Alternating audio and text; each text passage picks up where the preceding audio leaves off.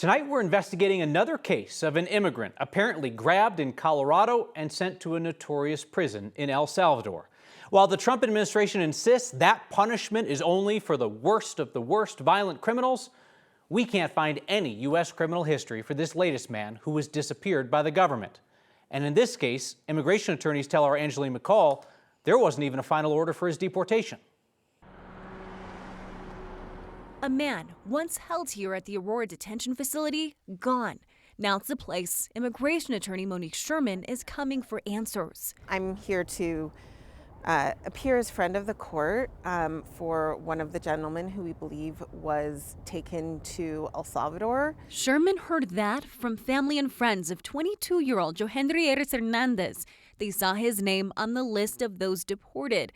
Then they saw this photo of him in El Salvador. Well, it's really important to us to be able to give a voice to people who are not able to speak for themselves. We weren't allowed to record the court hearing inside the detention facility, where Sherman, with the Rocky Mountain Immigrant Advocacy Network, shared what she knew in court. The DHS attorney did not indicate anything, actually, about Johendry's whereabouts. Instead, they just repeated a canned line that they had been instructed to say. Sherman says Hernandez didn't have an order to be removed from the country.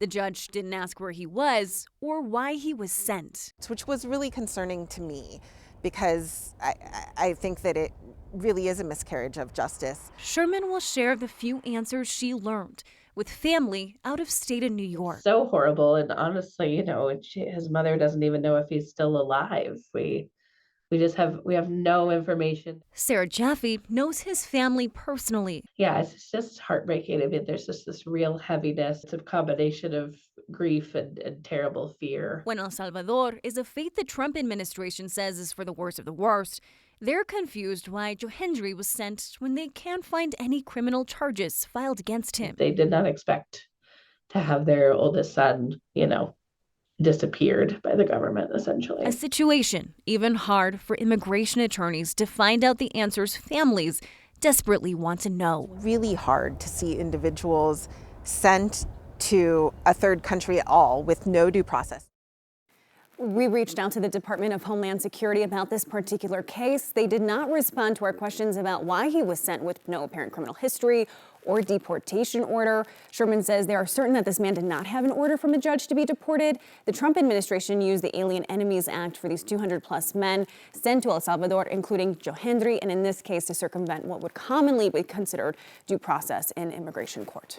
There's a big move today by the Supreme Court that is going to require the government to try and facilitate the return of somebody that they sent to El Salvador.